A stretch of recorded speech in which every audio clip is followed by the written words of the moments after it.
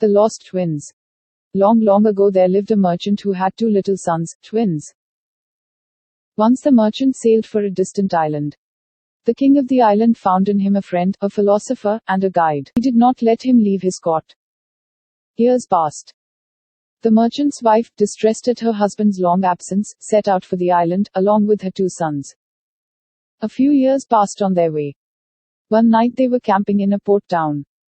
They heard that a ship that came from the island, where the merchant was, lay at anchor there. Go and inquire of the men in the ship about your father, the merchant's wife told her sons. The two boys went aboard the ship. They started playing hide and seek on the deck, forgetting for the time being the purpose of their visit to the ship. It so happened that the ship belonged to none other than their father. He had taken leave of the king of the island and was sailing home.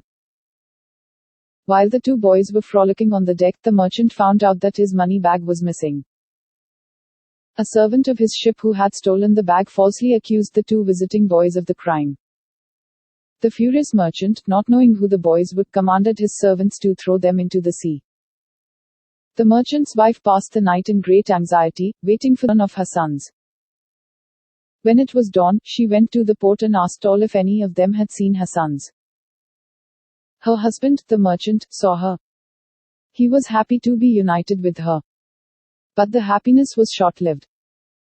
When he heard from her a description of the boy, he felt like going mad, for he had thrown his own son into the sea. Now their only hope and prayer was that their sons had been able to reach the shore.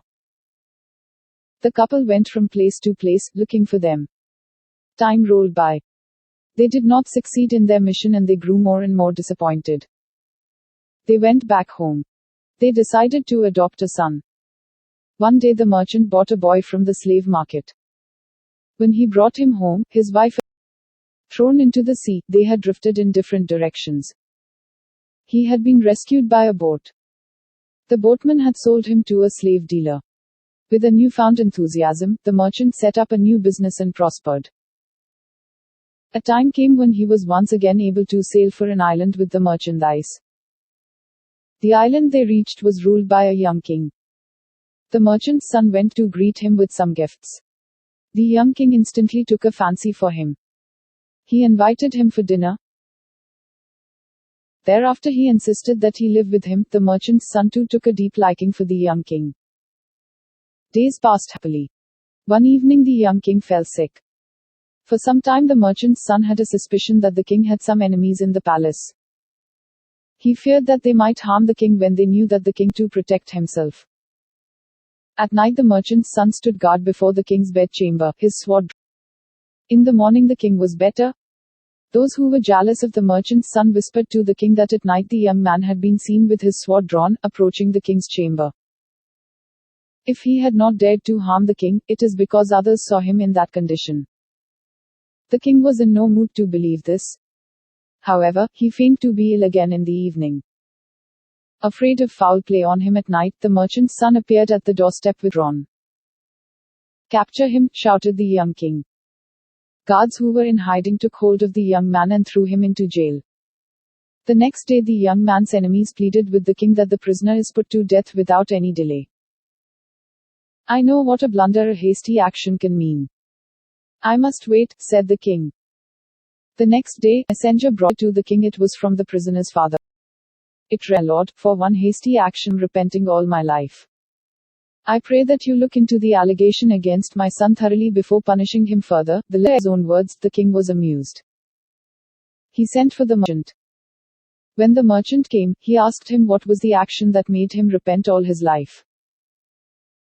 Can you believe me, my lord? I threw both my sons into the sea, cried out the merchant.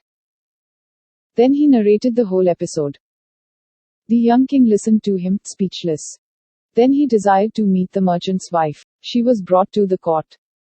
My mother, don't you recognize me? Cried out the young king, and he fell into the lady's arms. My child, that is all the merchant's wife could utter. She was in tears.